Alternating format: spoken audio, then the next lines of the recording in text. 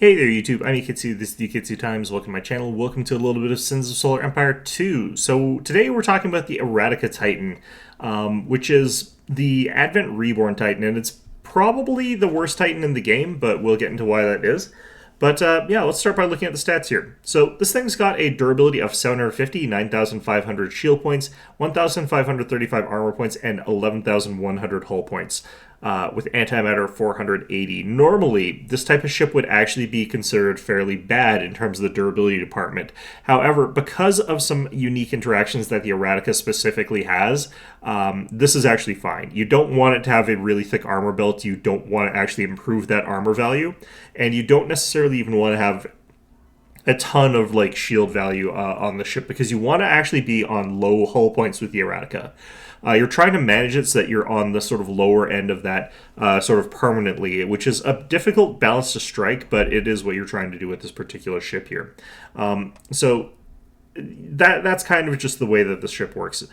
You've got 3 strike craft squads for your fighters there. You've got bombers and fighters there. 8 heavy beams at 12.5 damage per second with 500 pierce for a total of, I believe, 100 damage per second. You've got 21 PD lasers at 2.5 damage per second with 0 pierce for a total of 52.5. 6 heavy plasmas at 5 damage per second. With 750 pierce for a total of 30 damage per second, and 15 heavy lasers at 7.5 damage per second with 300 pierce for a total of, I think that's 105 or something like that. 107 and a half, I think. But whatever it is, it's a good amount of damage from the heavy lasers there. You've got the kind of lower end of weaponry for the Eradica. It's not got as hard a hitting kit as most of the other ones out of the gate. And in particular, its pierce damage is a little bit lower than a lot of the other ones out there, making it better for killing things that are like capital ships or lower with its weapons. In particular, it does really decent damage into sort of the medium cruisers, but these damage values are really, really bad. And it's not really helped too much by the fact that you only have one weapon upgrade that you can buy, which is the Eradica Swarm Missiles. Other than that, you're relying on the standard Advent stuff. Now, you can actually get the Eradica up to the point where it's doing fairly good damage, but because its pierce values are the way they are, it's never going to be amazing as an anti-capital killer, and especially not as an anti-Titan killer. You can get to the point where it's doing ridiculously good damage against capital ships. You can get to the point where it's clearing out smaller ships really, really, really fast, but it's always going to struggle a little bit more into an enemy Titan, and it's never going to be like super good into a command ship or something like that. So the Eradica, because of that, is not necessarily the best gunship out there, but its gun scaling can make it kind of okay.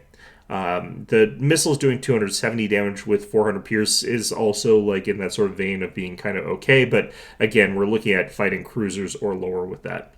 For abilities, we're looking at Purification. Has a cooldown of 60 seconds, going down from there to 45 and then 30, with a range of 4,000, antimatter cost of 80. What this does is it restores health, shields, and antimatter on the Eradica itself by sacrificing one of your ships. The amount that it gets is based on a percentage of the target's current health, shields, and antimatter.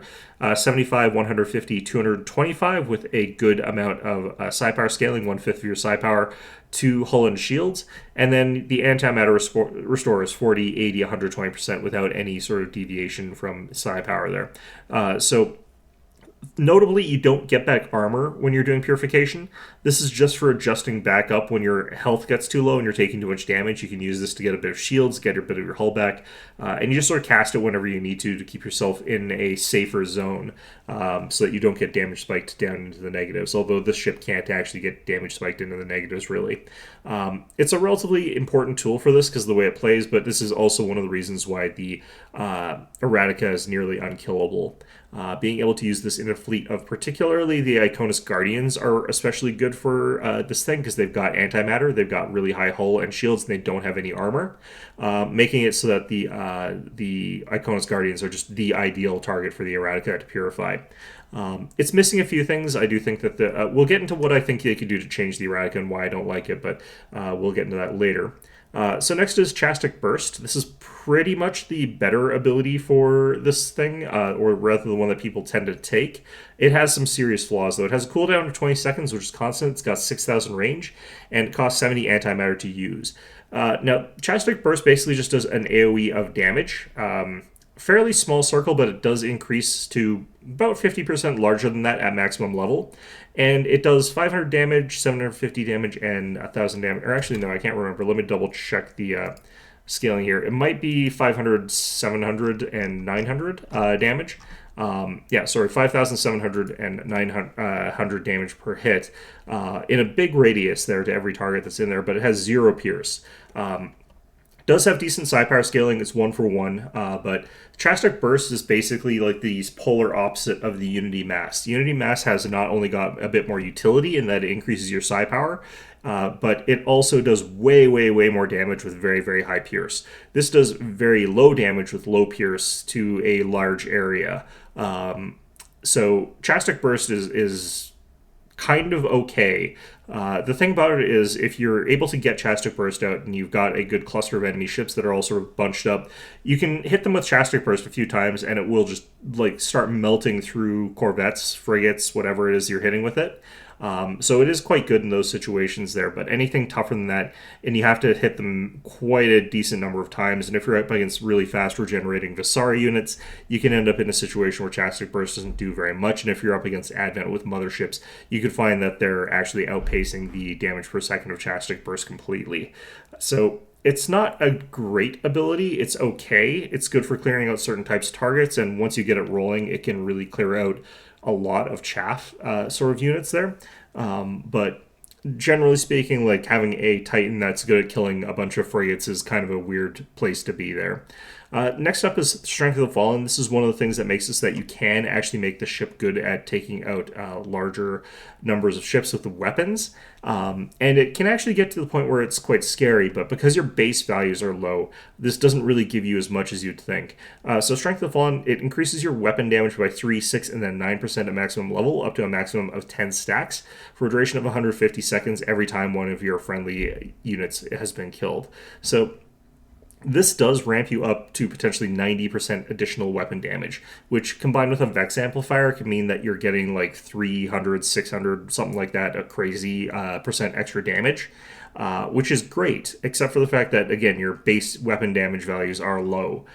So you're getting a low starting value with a very, very high multiplier, basically. It does end up making it so that this has got fairly scary guns in total. It is capable of punching into fairly tough targets fairly effectively, but considering that you're level 3ing Strength of the Fallen to get there, to the exclusion of Chastic Burst and Purification, you would want this to be way stronger than it is. Other Titans that invest 3 ranks into an ability plus a bunch of like mods, because you'd have to still get the you still have to get the Vex amplifier at the very least for this, get better results from that investment. That's a lot to throw into a single ability that requires you to also destroy 10 of your own ships, so that you can get that going. It's a lot for that. So while it is very strong and it is very good, I definitely think that you're overpaying for the privilege of Strength of the Fallen. Next up is Unyielding Will, and this is really weird. So what this does is it makes it so that you have higher antimatter regeneration ability cooldown based on how little hull you get. So if your hull goes down, you start getting antimatter back really, really fast. It's 100% extra antimatter regeneration, basically doubled, plus your full value of psi power. So if you've got like 300 psi power, you're getting back like 400% antimatter in addition to the base values. So you can get back like a very, very large amounts of antimatter with this ship with full upgrades, making it so that you can basically spam out all your spells even if you're being suppressed. Like there's things that are trying to strip away your antimatter. You'll probably muscle through that with Unyielding Will if you're on very low health, and you'll be able to cast Purification, which again gets you a lot more casts of other things because you're restoring antimatter based on that. It also makes your ability cooldowns faster, so you can spam your spells out quicker. This one only scales up by 1/10 of your psi power, so it's an additional 30% if you've got 300 psi power. So this one lets you spam out those abilities a little bit faster. It is like halved cooldown because minus 100% is half cooldown. So you are casting, for example, Purification at maximum level at like less than 15 seconds. You're probably getting it to down around like 13, 12 seconds, something like that. Chastic Burst is going down to like 8 seconds, 7 seconds, something like that. And it also does remove some of the passive cooldown for Unyielding Will, which is a massive 6 minutes. But what the passive for Unyielding Will is that you gain the ability to cast while you're in red, while you're crippled, and you're also invulnerable for 90 seconds. So that's absolutely cracked under certain circumstances where it's like your Titan has been fighting for a long time. It gets like to the point where it just can't hold on anymore. It's now invincible for 90 seconds, and you just spam out Chastic Bursts because you're still getting the antimatter back. So you're doing some damage from there, and you're just getting like tons and tons of health back from Purification. So Unyielding Will, in conjunction with its two abilities, lets it get back into the fight for a round two, where you sort of have to start the whole cycle again. And if it took you 6 minutes to grind down the Eradica in the first place, you could find it so that it's getting Unyielding Will a second time, making it so that it's even like more ridiculous. And if it's crippled, like, and its cooldown comes off, it'll still use Unyielding Will and get it to the point where it'll potentially bounce back for a third round during all that. So the Eradica is actually really, really hard to put down permanently. So let's talk a little bit about why I don't think the Eradica is any good. So the Eradica is a ship that is kind of a relic of Sins of the Solar Empire 1, where it was supposed to be kind of the polar opposite of the Coronata Titan, where the Coronata has things like Unity Mass, where it's capable of getting that ridiculously high damage to a single target. You've got the Coronata, or you've got the Eradica here with the Chastic Burst, which is capable of doing AoE damage in a sort of large area there. You've got the Suppression Aura, and you've got the Subjugation ability, which are these sort of large, wide area abilities that the Coronata has that debuff a large number of the enemies or pull them over to your side, whereas this thing has got the Purification, which just is a very selfish ability that heals the Eradica, and you've got the Strength of the Fallen ability, which again is a very selfish ability which enhances the damage of the Eradica. It's kind of the opposite of the reduced damage aura that the Coronata has. And this is kind of the opposite of the ability to like pull over things from the enemy side. Instead, you're destroying your own ships. Unyielding Will is kind of not related to repossession at all. But this kind of worked in Sins of Solar Empire 1, because if you got out an Eradica relatively early-ish, one of the things in Sins of Solar Empire 1 was that there were only the Titans. They didn't have command ships, although that's new for this one as well. So you didn't have to worry as much about fighting heavier targets with the Eradica, because you would be fighting capital ships or lower. A lot of the other the Titans didn't have the ability to boost their attack in the same way that they do now. So Strength of the Fallen was actually proportionally better because there were other Titans that had much more comparable gun power to the Eradica. Now, thanks to the ability to add in a whole bunch of these really, really powerful weapons like phase cannons, you've got other Titans having significantly higher base damage values once they've added in those items, or even if they don't add in those items, meaning that you're catching up with Strength of the Fallen rather than surpassing the gun damage from other Titan type ships. So this is proportionally worse than before they sort of added all that kind of stuff there. And Chastic Burst is no longer as good as it used to be because you're more likely to run up into situations where the thing that you actually care about destroying is large numbers of capital ships. And that's because you can now build as many capital ships as you want. In Sins of Solar Empire 1, there is a capital ship cap. You were only allowed to build so many capital ships, and you could increase that through a very expensive tech. So if you wanted to have an all-cap fleet, you had to have a ton of research devoted and spent into this sort of parallel version of the logistics tree or logistics stuff here for like maximum supply, because you'd have to increase your maximum supply, but then you'd also have to increase your capital ship cap. Which meant that if you got out your Eradica at sort of a relatively decent time, you're only going to be running into like enemy small ships and then some capital ships, and maybe they've got their Titan as well. But you're not going to be facing off against like the enemy Titan, three of the command ships, and then all capital ships. Like if your opponent like is building towards that in Sins of Solar Empire 1. They have a lot more tech that they have to go through, and obviously the command ships didn't exist yet. Whereas in this one, you just have to get the tech to unlock those sort of vehicles there, because you barely even have to get the supply to be able to do that if you really want to. And this leaves the Eradica in a situation where it gets worse as the game progresses without much recourse for switching around.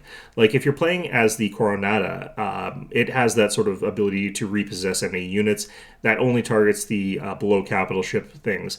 However, that still lets the Coronata itself scale into the late game, because Unity Mass becomes more and more and more powerful as the game progresses, because you'll be able to deal more and more damage against those capital ships to the point where you're basically just one-shotting capital ships, which is extremely, extremely potent. You're basically like three-shotting Titans with Unity Mass. So you're in this sort of situation where the Eradica was meant to like completely dominate sort of like the cruiser and lower tier ships, whereas the Coronado was better at dueling other Titans or destroying other capital ships and what have you. And that the ability to take out those kinds of targets is simply better in the current situation than the Eradica's ability to destroy large amounts of frigates.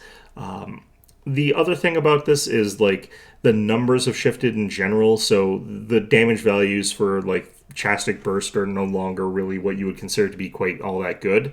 They're supposed to have been improved thanks to the psi power scaling, but even with that, it's not really keeping up with some of the damage values that some of the just baseline weapons are doing in this version.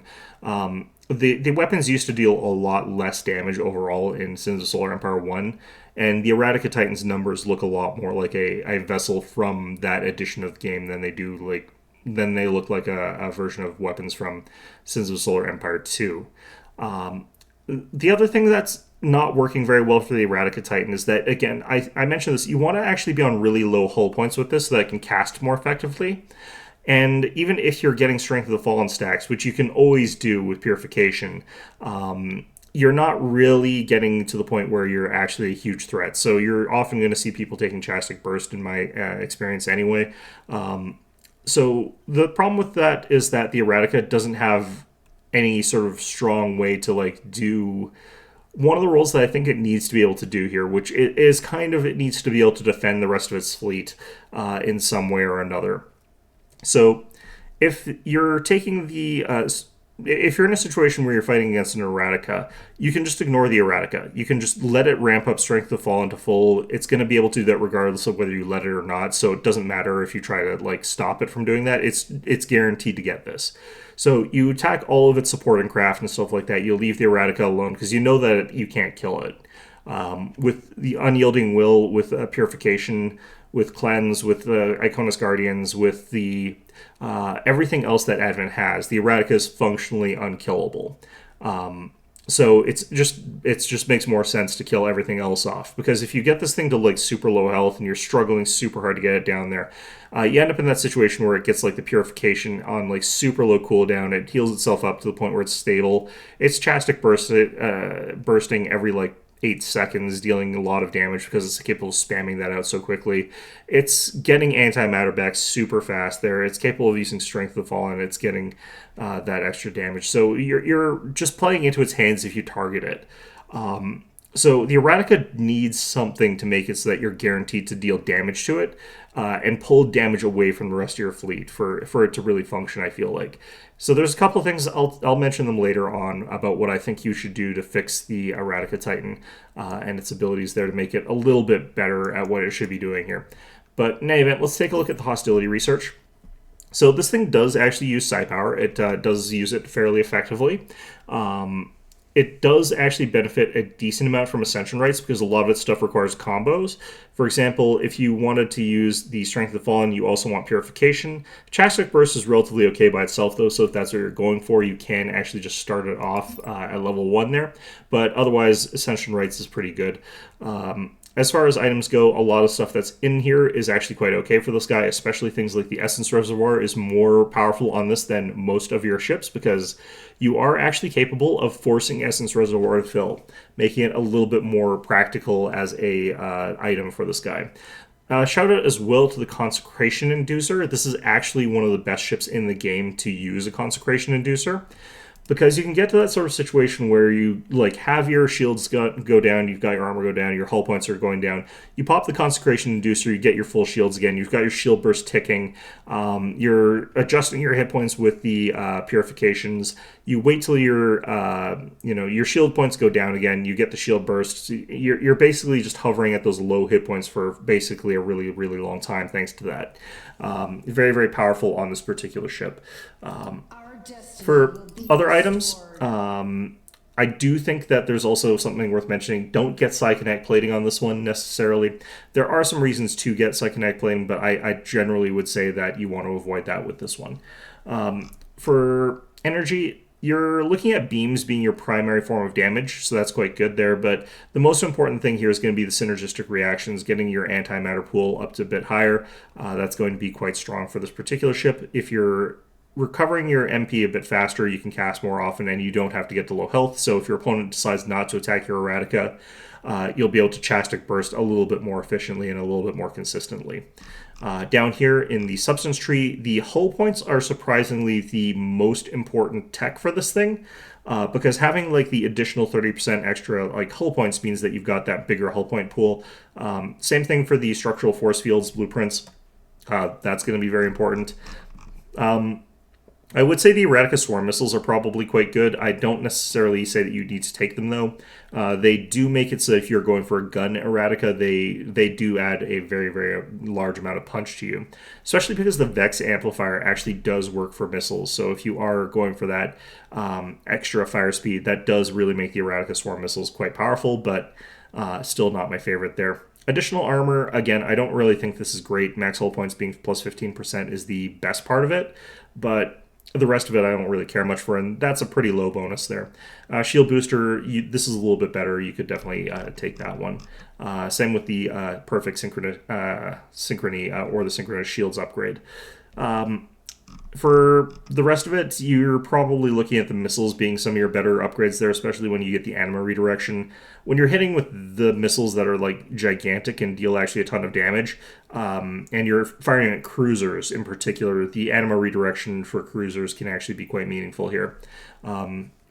Especially because quite often, if you've got a fully spooled up Eradica with a Vex Amplifier, you can be firing off missiles really, really quickly and then actually have the first volley of missiles kill a target off while the second is still already in the air, and potentially even a third volley being in the air while that first volley is still hitting the first target that died already. So this is quite important for an Eradica Titan that's going for the guns.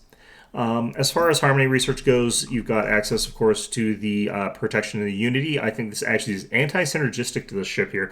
It can be good if you're taking enough damage that 33% extra shield regeneration in combat is going to help you, but I generally think that you want to try and be managing your stuff in whichever way you can, and this can sometimes just make it so your opponent can't get through your shields very effectively.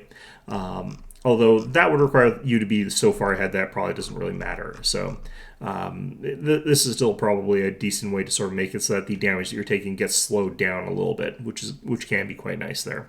Now, for Unity, we're looking at definitely seeing Resurrection as one of the more important things to take with the ship here. Being able to sort of like use this to sort of bring back all the Iconis Guardians that you're purifying, really, really strong there. This thing's not necessarily that fast, and since it can be made invincible for 90 seconds, Recall has an interesting synergy to it. You get this thing to a really, really awkward position. It's a really bad spot. You can use Recall, get this thing back. It'll restore a bunch of its shields, armor, hull, potentially full value if you've got like fully leveled Recall. And basically, you've got like, if you wait like the 6 minutes there and get this back into the fight at the right time, you can make it so that this thing's coming back into the fight with another set of unyielding will, making it so that you can just keep bouncing it back and forth by itself or with a small squadron of like Iconises and really threaten an area that would usually be too risky, because you're guaranteed to get out alive with unyielding will. So there's some really good synergy here with recall. Cleanse, also a great way to force additional stacks of Strength of the Fallen. And if you're going for this style of build, you're definitely going to want that. And Sacrifice can also do the same sort of thing. If you've got a sort of following of lighter ships there, you can force Strength of the Fallen to pop up there. Although that would be if you're going definitely for the Strength of the Fallen type of build, because this will destroy all your opponent's light ships that you would normally Chastic Burst.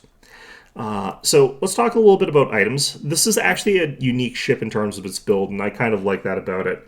Obviously, you're still going to want the Harmony Circuit and the Psionic Dynamo.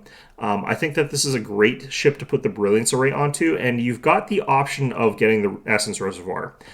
It will pretty consistently stack that compared to most of the other ships that are out there, but this is definitely still optional. This is the ship to get the Consecration Inducer on. I definitely think that that's really good, as is the Synchronous Shields. I think that those are fantastic on this particular ship as well. And you can get the Structural Force Fields for sure, but that is probably a bit more optional in my opinion. The reason is that you want your hull points by percentage to go down a bit faster, and having a larger number of hull points makes it so that your percent goes down lower, or slower rather. Whereas the shield burst is what you use to sort of compensate when your hull points are already low. So your opponent gets your hull points to like a super low value there, but you use the Consecration Inducer. Once that is running, you've got that sort of moment where they're still dealing damage to you, but you recover your shields through shield burst, and you're adjusting your hit points through purification during that whole process. Really, really effective way to do that. If you're on super low hull points, you also have faster regeneration, so that makes the Consecration Inducer go faster, and that makes it really strong. If it's recharging in like 2 minutes, the Consecration Inducer is actually great. It's just that you're normally getting this after 6 minutes there. That is another reason why the Structural Force Fields can be good, but again, you don't actually want to restore 1,500 hull points. For offense, you're looking at the Eradica Swarm Missiles and the Vex Amplifier as being your main options there. If I wanted to go for a more castery type build, one that's really focused on its abilities, I would go for the Harmony Circuit, the Psionic Dynamo, the Essence Reservoir, the Brilliance Array, the Consecration Inducer, the Structural Force Fields, the Synchronous Shields, and then I would give it the Eradica Swarm Missiles probably. The Vex well, I might get it the Vex Amplifier, honestly, still, actually. I think that that's still a little bit stronger. So that would be 8 items. If I wanted to make this a little bit more of a gun-type ship, going for the Strength of the Fallen, I would probably strip away the Essence Reservoir. It fills up way too slowly. And I would get the Eradica Swarm Missiles instead of that one there. But that's basically the way that you build this thing. You want to be losing your hull points faster, so Psychic Plating isn't really an option that I really appreciate there. Same for the additional armor. You could go for a full tank version of this, but it's kind of redundant. Its abilities make it so it's really, really likely to survive without it, so it doesn't really need that kind of thing. But yeah, those are the kind of builds that I would go for with the Eradica there. If you're going for the full Chastic Burst 1 Purification combo, that combo is definitely the castery version, and if you're going for the Strength of the Fallen Purification, that's going to be the more gun version. There really is always going to be a reason to take Purification. It just keeps this thing alive super, super effectively, and is probably one of the most important parts of this unit in general for what it's doing. So let's talk a little bit about what's wrong with it and how I think we can fix it. So basically, the Eradica Titan is a ship that demands that it get some kind of attention. If it didn't have Purification, if Purification was just a basic heal ability that you could use on yourself without having to sacrifice one of your own ships, then Purification would actually not be able to power up Strength of the Fallen. At that point in time, there is actually some reason to target the Eradica instead of the smaller ships. If Strength of the Fallen was ramping up in terms of the number of stacks that you could get as you level it, so instead of increasing the weapon damage percentage from 3, 6, 9 per stack, you instead increase the number of maximum stacks to 10, 20, 30%, 30 stacks rather. So 30 of your own ships had to be destroyed, and you lower the duration of this, then you have a real choice at that point in time. Do you attack the Eradica, where you can sort of get rid of it potentially, or do you attack the smaller ships? In which case, because if Strength of the Fallen is not ramping up from Purification and is ramping up really, really slowly, The only way that you're going to trigger a really powerful Strength of the Fallen Eradica is if you fire at all of the smaller ships around it. But the way that it's set up right now, you're always guaranteed to have Strength of the Fallen cap out really, really quickly. Because if you're getting targeted, you get Strength of the Fallen, and you get to you get to Purification, and then that gives you more casting time, which makes it so you can use more Purification, which means you get more Strength of the Fallen, and that happens really, really fast without any of your other ships getting lost. Whereas if you target all the smaller ships, it just fills up Strength of the Fallen right away, but there's no Purification cast. It doesn't really make a difference. So the end of the day here, especially because the way that Purification sort of stacks itself, you're always better off going after the smaller ships, because when you deal damage to the Eradica, let's say that you do 1,000 damage to it. Well, that's 1,000 damage you could have done to other ships, but when the Eradica pulls hit points from things like, say, an Iconis Guardian or whatever, it's healing back that, like, 225, I think. It's probably going to be in the vein of, like, 250% of its hull restore, shields restore. So it's getting back more damage by doing Purification than if you had done that damage to a different target. So it's a really, really powerful heal, and it's actually more efficient for you to target other things. You deal more damage to the Advent fleet as a whole by targeting anything other than the Eradica. So, like, you're in a situation here where there's no real choice. You always target the sub-fleet for the Eradica Titan. You don't target the Eradica itself, especially because it's just going to go invincible anyway. It really cannot be stressed like how irrelevant targeting this is. So because of that, like, a bunch of its abilities just feel really, really moot. Like, the ability to go invincible feels moot because it's never going to actually get targeted. And, like, even if you removed this ability, it would still never get targeted because that Strength of the Fallen Purification dynamic being so in favor of, like, using Purification to keep the Eradica alive. It's a very, very rough situation to try and target this thing. So what I think you would have to do with this thing is give it something that's causing damage to be siphoned towards it, whether you want it to or not. And I kind of think that, like, you could riff on the Iconis Guardian for the Eradica Titan, where I think I would put this into Strength of the Fallen, where the weapon damage, a portion of that would change into damage absorption on friendlies within the radius, where basically, like, if you got a whole bunch of ships around the Eradica Titan or what have you, whenever those ships take weapon damage, a percentage of it based on Strength of the Fallen's percentages, and I would make it, like, say, half. So it would go 15, 30, 45%. Gets siphoned off towards the Eradica. And I would make it so it's weapon damage in particular, so that you don't have a situation where you get hit by an AoE effect and it just instantly destroys your Eradica. I don't think that you really want that. But this would make it so that, like, you can choose to target the subfleet, but if you do that, you're automatically dealing 50% of that damage-ish, potentially, to the Eradica Titan instead. And you could even have that have side power scaling. It doesn't really matter. But you could have the Eradica Titan then take a whole bunch of damage. Those hull points are getting lower. And it's still using Purification in this case. And it's still capable of getting value out of its kit. But it's sort of forcing your opponent in the situation to then be like, okay, well, I'm dealing like half damage against the fleet here, which is getting all pulled into the Eradica, which is then using Purification, so it's eliminating that little damage that I am doing. So maybe I target the Eradica instead, which is, again, we want to sort of put ourselves into a situation here where we want to force people to target either one or the other, and to feel like targeting either is going to make it difficult. I think that that's sort of the crux of what you're trying to accomplish with something like the Eradica. The other thing that I would do with this is I would make it so that Purification has a secondary effect for all the stuff that's within range of the Purification there, where when you do that, it eradicates, like, the special negative effects, negative debuffs on, like, itself and all the ships around it, for a duration, basically nullifying the effects of those and making them immune to that for a brief time. And again, this would make it so that like if you're trying to suppress like the Advent fleet or whatever, you would be like, okay, well, I can throw all these negative effects, I can throw this damage over time onto these other ships there to get rid of it because Strength of the Fallen isn't really stopping me from using damage over time abilities or wide area effect abilities. Well, suddenly you can use Purification and make it so that, okay, well, yeah, now you actually do have to use weapon damage to get rid of the Eradica so that you can start using those other abilities again. Making it so that you get, again, are forced to choose, like, do I target the Eradica or do I target the sub fleet there?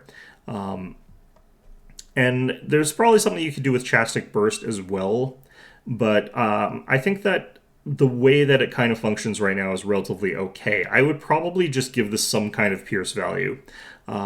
Maybe it would be fairly low still. Maybe it would be like 200 or something like that. But right now, it's really kind of not that great of an ability under a lot of circumstances there.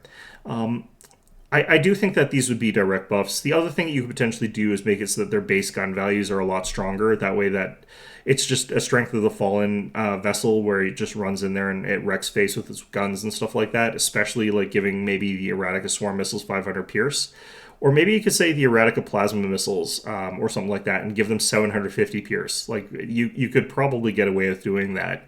At which point, you'd have to PD them down instead of shooting them down the other ways. This would make this thing really, really good once it's fully ramped with Strength of the Fallen to dueling other Titans. At which point, if it's that dangerous with Strength of the Fallen, maybe you do target this thing instead of all of its allies there. But given that in that case, it still just brings itself back to life, it's kind of rough there. I think the thing about this is that the combination of Purification and Unyielding Will can be so overwhelming in terms of a game where focus firing down and destroying a Titan is so important that the Eradica being able to sort of like guarantee getting to level 10 is kind of the thing that's holding it back otherwise. So you could do something with Unyielding Will, like instead of being invulnerable, it gives you like 90% damage reduction or 100% damage reduction that scales downwards over its duration or something like that. So that it's still possible to destroy it. Like that could be potentially something you could do. But as it sort of stands, I think that so much of it, what this thing does gets really thrown for the loop by Unyielding Will in particular there. Especially like the Chastic Burst kind of build there, because in that sort of situation, you're casting this like super, super fast while you're invulnerable and your opponent can't really do anything to stop you, and you're regenerating antimatter at like maximum turbo speed. So you're capable of like throwing out enough Chastic Bursts that you could eventually burst down a capital ship or something like that. So making Unyielding Will a little bit more conditional could potentially be important if you're going to buff the Eradica, but I definitely think the Eradica needs to be buffed a little bit. It just is a very awkwardly positioned ship in the way that it functions in the Advent fleet. Is just that you're going to have the Eradica lying around there. There's nothing your opponent can really do about it being there. If it gets a couple of levels to it, it's not going to go away. So they may as well just ignore it and do everything else to you. So at that point in time, the Eradica becomes functionally just kind of a bit of a paperweight because its damage values are kind of low.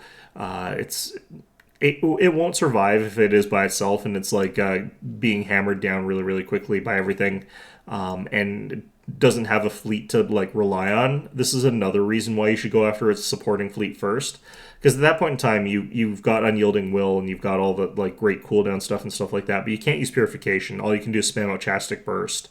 Because if your fleet's dead, you don't have anything to cast Purification on. And as a result of that, you pop out of Unyielding Will, you've got like a short cooldown on it because you've got that cooldown reduction, but then you just get burst down again and you just instantly die. So you kind of really do need to have like some level of Purification to cast on it while you're using Unyielding Will. And in a really truly bad situation, like, if it's a defend the homeworld kind of situation, like you can't recall it anymore. So that could end up in a situation where that's another way to get rid of the Eradica. But it's ridiculously hard to get rid of this guy, and I think that so much of why it's so hard to get rid of it is why its abilities kind of have to be kind of mediocre. Its fighting ability has to be a bit mediocre. By the way, it used to in Sins of Solar Empire 1, in addition to like just generally being better, Unyielding Will also didn't stop you from firing your guns. You could actually still use your weapons while you were Unyielding Willed. So an Eradica was actually really, really scary in Sins of Solar Empire 1 because you would just sort of have a much longer uptime for one thing. Your guns were comparatively more powerful compared to other Titans back then, being a little bit more equal. You had Strength of the Fallen still, you still had Purification, you still had the ability to cast and stuff like that while you were in Unyielding Will. But you would just like throw this thing into the enemy and it would just get immediately knocked into Unyielding Will, and it would just destroy the enemy fleet while it was like that because it didn't really care. It was still going to be alive. It was still going to be unkillable, and your opponent couldn't do anything to stop that from happening to them. And because its damage was really, really good back then, that just was really unfair. Yeah, so the Eradica has seen better days, and not only has it seen better days, but it's seen days where its abilities were more relevant to the meta there. Now, I need to caveat all this. This is compared to all the other Titans. Like, a Kultorask is much stronger than an Eradica in virtually every situation. It's much more synergistic with its own fleet. It helps out its own fleet a lot better. It does a lot more damage as well with its guns. The Verastra, similar sort of thing. It does more damage with its guns. Its abilities are a lot more overall useful. Being able to get rid of a large number of the smaller ships, sure, but it's also capable of dueling Titan with its weapons and stuff like that. It provides a bit of utility with its ultimate, so on and so forth. Like, all of them have got more to offer than the Eradica in terms of what they bring to the fleet. So, in spite of that, though, I would say that the Eradica is still worth building if you're in a situation where it's the hyper late game, you've been deadlocked against an opponent, and you just need something that provides a little bit more firepower. Because given the choice between the Eradica Titan and any 3 capital ships, like even max level capital ships, I would still pick the Eradica Titan. Titans are way more supply efficient than capital ships. So if I had to choose between this and 3 Radiances, I would pick the Eradica every time. If I had to pick between the Eradica and I had to pick between like 3 Visari capitals, I would pick the Eradica. It is stronger than those sort of ships in that sort of situation there.